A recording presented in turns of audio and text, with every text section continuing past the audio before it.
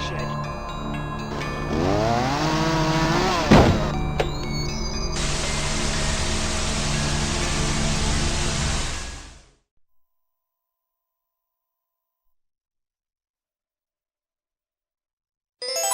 Hello everyone!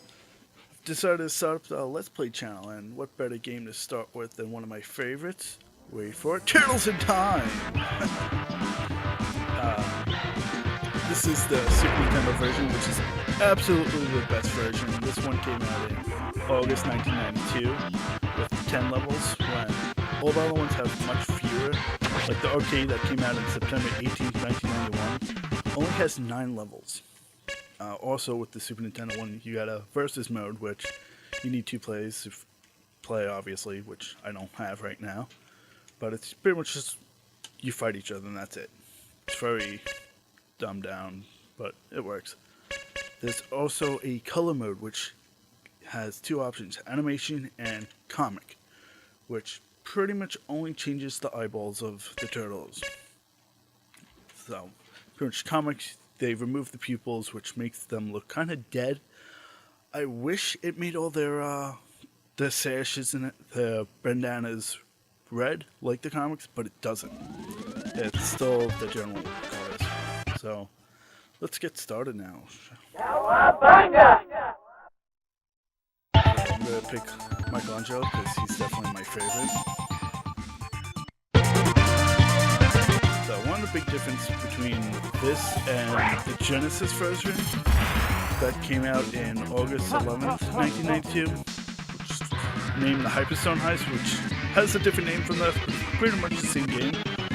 But Shredder shrinks the Statue of Liberty instead of just having Krang steal it. Don't know why, but whatever. That's just what they do. The Hyperstone Heist only has 5 levels, so it's got the fewest out of the 3. You could also play this game by unlocking it in TMNT 3, the Mutant Nightmare, which came out in 2005, based off of the 3rd season of the 2003 show. So, I still recommend just finding the Super Nintendo version, because it's by far the best version out there. Whoop. Kinda got squished there.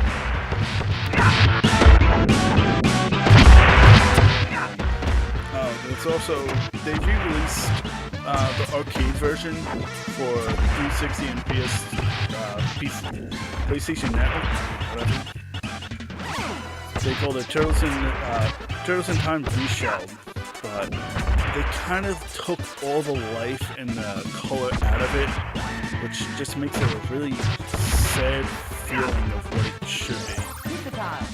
That came out in August 5th, 2009 for Xbox, and September 10th, 2009 for PlayStation. But you can't get it anymore because they lost the rights to it back on June 30th, 2011. So it was removed for both consoles. Oh my god, Giant Krang! I wish you fought him while he was this big, but you never do. He's just this slow-moving thing that goes across the screen, which, wow, really. He just, like, it looks like he's sidestepping. Why would he do that? I don't know.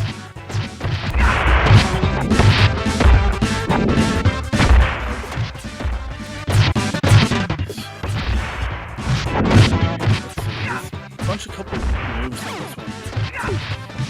That's unique for the Super Nintendo game, throwing them at the screen like that, because it makes use of Mode 7, which is what Nintendo uses to make things look like they're coming closer, or gives a lot of depth to it, which is pretty unique for the Super Nintendo for some reason. I don't know why Genesis never made something similar to that.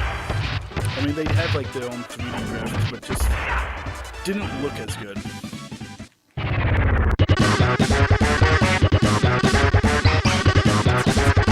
So now we're fighting back to stock.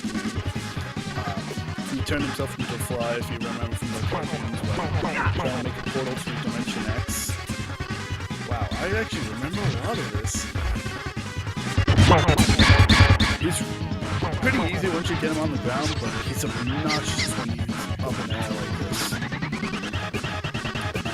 In Hyperstone Ice, you pretty much face them, but only in his human version. And that's scene 4 you face him in the first one, not in Hyperstone Ice, not like this, you face him in the first level. Kind of weird they did that, whatever. There's a difference between his death in this, in the arcade version. In the arcade version, he just falls off the building. No, he collapses. This one, they make him blow up and fly off the building. Alley Cat Blues. I guess they thought if he just collapsed, he would be dead. I don't know. Oh, this is such a good level. Oh, listen to that music. Oh, it just brings you back to the 90s. So good. They really... Well, they do explain it.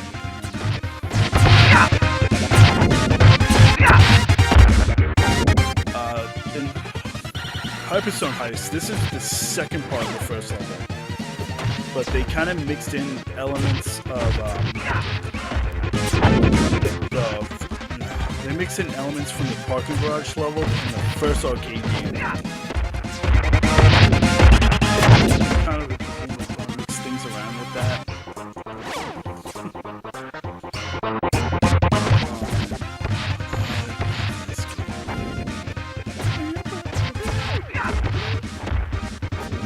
I love just shooting those back at the foot soldiers. I'm still really good at this game. It's been a good fucking year since I played it. Oh. Also, these guys are new for Super Nintendo. For some reason, the Roadkill what are these guys called? Roadkill Ronnies. They were, in the arcade game, they had boxing robots which made no sense and they made no appearance in anything ever. So why they would have those guys originally, I don't know. I'm glad they replaced them with Roadkill Ronnies because they're actually from the cartoon. They're cool.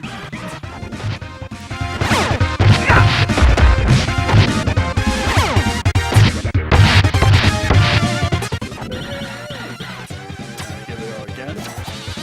Oh, I hate when you do that. You should be prepared to I'm about to die. I mean, these guys are definitely a lot harder than the boxing robots, but come on. They're a much better enemy. I still never understood that power-up. Why it makes me spin around like that, I don't know. It's done. I couldn't get it back at him. Oh well. Maybe next time. This cave is creepy. Stop falling in the hole, Michelangelo. I don't want to see you do that anymore.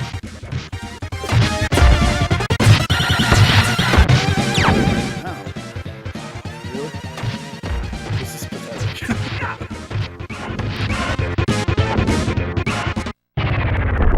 This is pretty much... here we go, meta hug. Straight from the cartoon. This was definitely the best looking one. Although I am kind of a fan of the new Metalhead from the new Nickelodeon cartoon. I think he looks pretty good. He's got like such a pattern to him. I think it's the...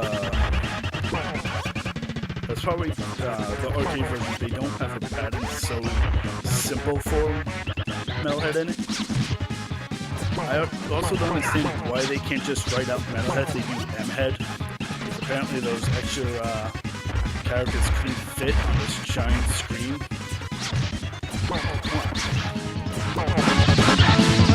And I always did this as a kid, it makes no point. But, hide from the explosion in the hole! I'm just flying through this game. Sewer surface. I had like such fond memories of this game. Like every time my cousin came out, we made a point of beating this game. I think my record of beating it is like 20 minutes or so. So let's see if we can break that today.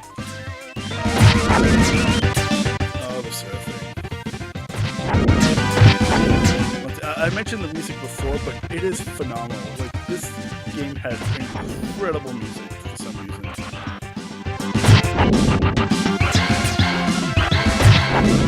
It's so good.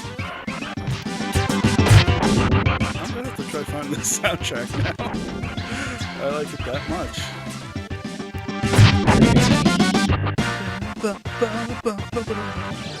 I still remember placements of that. I also don't understand. Wow, I'm hitting everything in this game. Why the pieces are big question marks in this game, I also never understood. But they are.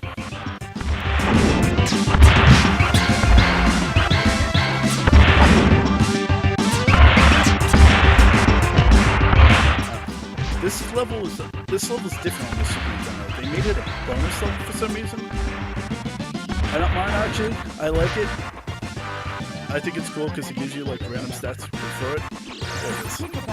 Yeah, random stats like this right now, like how many guys you defeat and you get bonus points for extra life like that. Also in the arcade version, there was no boss. You pretty much just went into a giant portal that Shredder opens.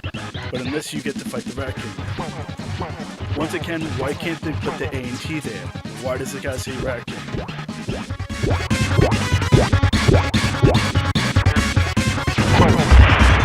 Honestly, I never remember him riding this little vehicle, but I remember the toy of it. I've always wanted the toy. I never got it. But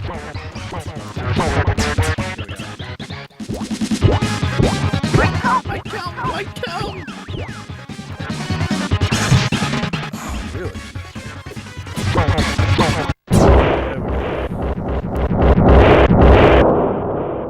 So yeah, because you pretty much just went into the time portal at the end of the arcade version, this next level was not in it.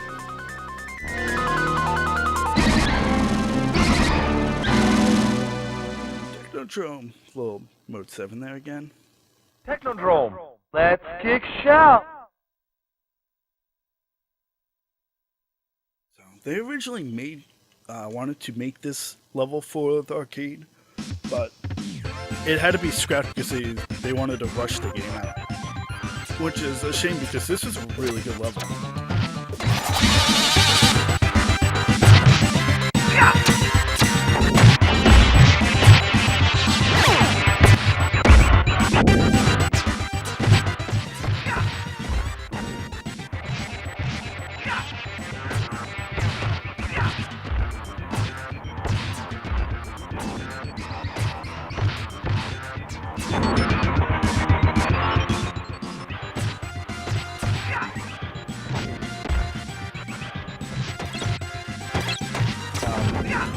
Well, this level didn't make it into the arcade versions because they didn't have the ability to throw the foot soldiers in the screen so easily.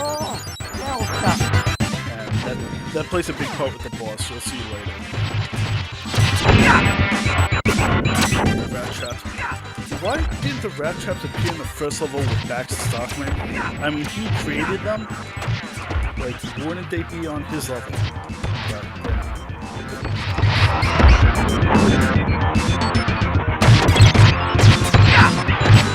Let me see if you used to be able to cartwheel in this and do like a foot dash.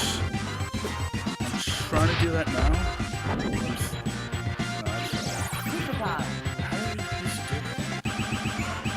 There we go. Cartwheel.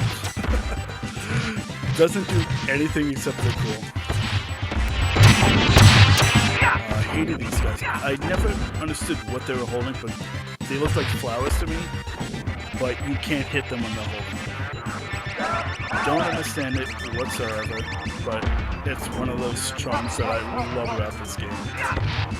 But it doesn't matter because it's awesome.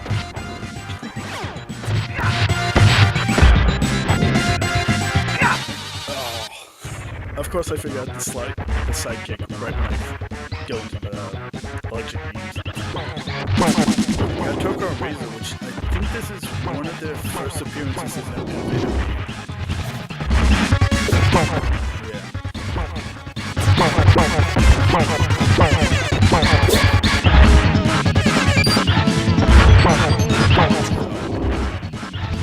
kind of just gave them new powers for some reason, where Coco could breathe ice beams and breathe and breathe fire. I don't know why.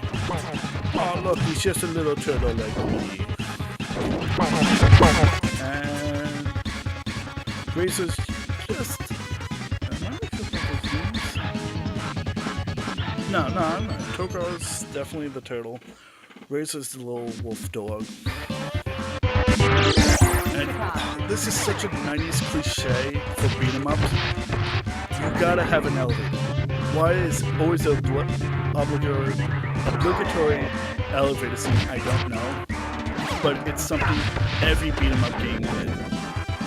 Like Simpsons, Streets of Rage, always an elevator. Streets of Rage elevator made absolutely no sense because I think it was the second game where it was in the middle of a baseball field. It was the pitcher's mound. It became a giant elevator. Mind-boggling, but then again, it's Streets of Rage. Nothing makes sense in that game. And it was just fun.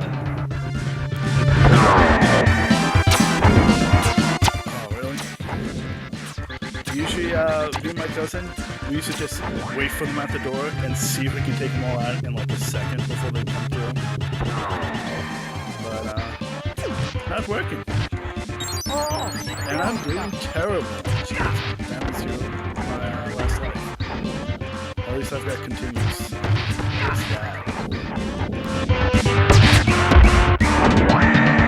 It's funny, you always hear people talking about how it's these guys. You can only take them out with like your special move, right? It takes away life to do it. So either you get hurt by them or you hurt yourselves to get to kill them. So we got Shredder in a giant battle tank because why not? But I love this boss fight. I don't think there's another game that's ever done anything similar to this, where you could, you have to... Oh shit. Really? You have to...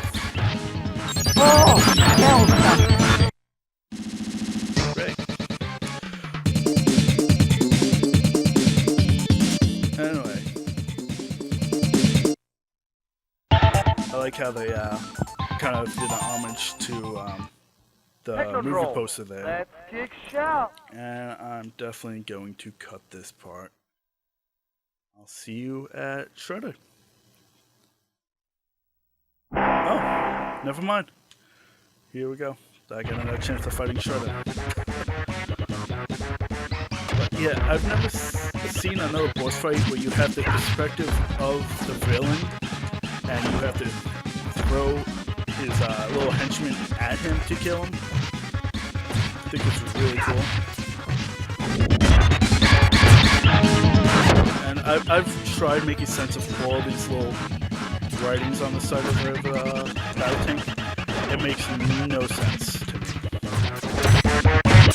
I think they just wrote down random characters and made it generate.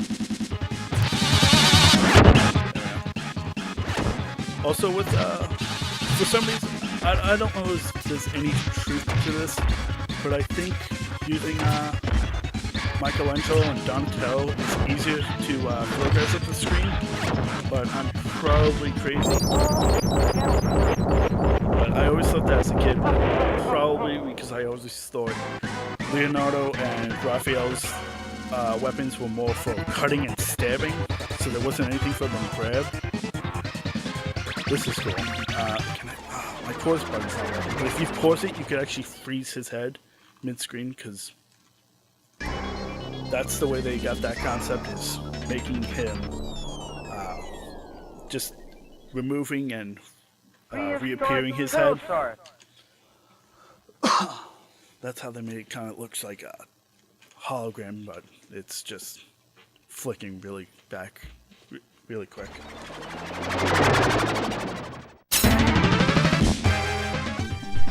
Next time in the work shed, I'm gonna punch some dinosaurs in the face.